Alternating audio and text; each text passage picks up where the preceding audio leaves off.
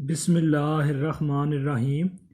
अस्सलाम वालेकुम क्लास, उम्मीद है आप सब खैरियत से होंगे। आज हमारा एडवांस ऑर्गेनिक केमिस्ट्री का सेकंड ऑनलाइन लेक्चर है और आज हम नया चैप्टर स्टार्ट करने जा रहे हैं जो stereo chemistry. Class stereo chemistry में आप क्या पढ़ेंगे? बेसिकली स्टीरियो केमिस्ट्री क्या है? बेसिकली ये है arrangement of atoms in a molecule. हम मॉलिक्यूल में किस तरह डिफरेंट तरह से हम जो है एटम्स को अरेंज कर सकते हैं, और ये बेसिकली है study of 3D structure of molecule. Study of 3D structure of molecule. Basically इसमें हम special arrangement of atoms in a molecule को स्टडी करते हैं, और इसमें हम स्टडी करते हैं 3D स्ट्रक्चर किसी भी जो है मॉलिक्यूल का। तो जब भी आप स्टीरियो केमिस्ट्री की बात करते हैं, सबसे पहली जो बात हमारे जहन में आती है वो आती है आइसोमर्स का कॉन्सेप्ट। आइसोमर्स क्लास क्या होते हैं? Are the substance molecules having the same molecular formula but different structural formula or different arrangement of atoms मतलब अगर किसी मॉलिक्यूल को हम डिफरेंटली जितनी दफ़ा उसको अरेंज करेंगे, जितने उसके स्ट्रक्चर्स बनेंगे, वो सारे स्ट्रक्चर क्या होंगे? बेसिकली वो होंगे आइसोमर्स ऑफ ईच अदर। तो जब भी हम स्टीरियो केमिस्ट्री की बात करते हैं, स्टीरियो केमिस्ट्री में जो सबसे पहला जो है पॉइंट हमारे जहन में आता है वो होता है आइसोमर्स का कॉन्सेप्ट। आइसोमरिज्म या आइसोमर्स क्या होते हैं? बेसिकली ये प्रोसेस है। आइसोमर्स क्या होते हैं? मॉलिक्यूल और सब्सटेंसेस जिनका सेम मॉलिक्यूलर फार्मूला हो, लेकिन उनको हम डिफरेंटली अरेंजमेंट ऑफ एटम्स हो उनमें। मॉलिक्यूलर फार्मूला सेम है, स्ट्रक्चरल फार्मूला थोड़ा जो है वो डिफरेंट होता है। तो इसके जो हम जितने भी पॉसिबल स्ट्रक्चर होते हैं, एक या एक से ज़्यादा, वो सारे क्या होते हैं? Isomers.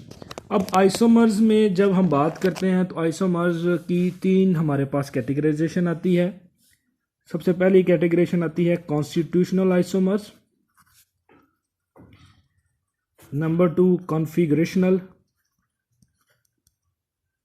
And number 3 optical isomers. Optical isomers. तो क्लास कॉन्स्टिट्यूशनल आइसोमर्स क्या होते हैं? कॉन्स्टिट्यूशनल आइसोमर्स में क्या होती है? जो मॉलिक्यूल्स की जो कॉन्स्टिट्यूशन होती है, constitution of molecules is slightly different होती है।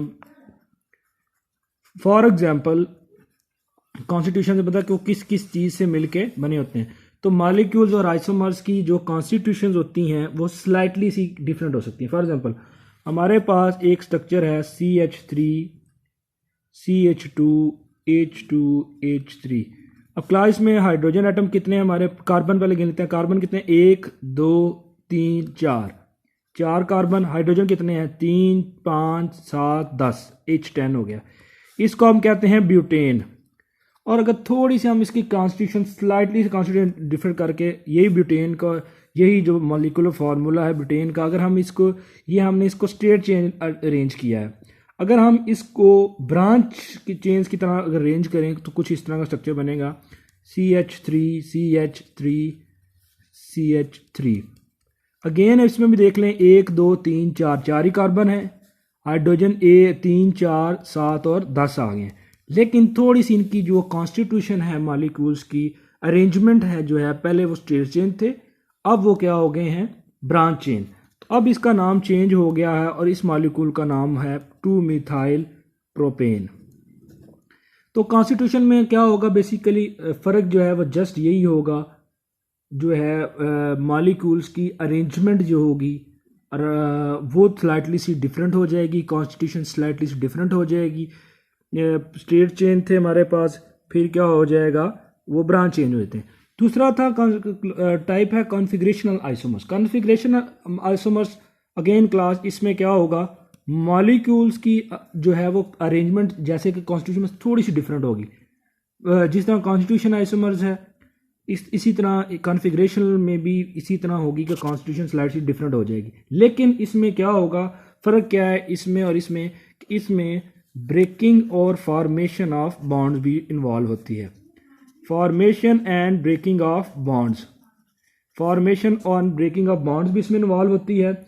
इसमें जो आइसोमर्स बनते हैं, अगर एक मॉलिक्यूल ने एक दूसरी मॉलिक्यूल में कन्वर्ट होना है तो उसके जो प्रोसेस होगा उसमें मेकिंग भी होगी और ब्रेकिंग ऑफ न्यू बॉन्ड्स भी होगी, बॉन्ड्स बनेंगे भी और टूटेंगे भी।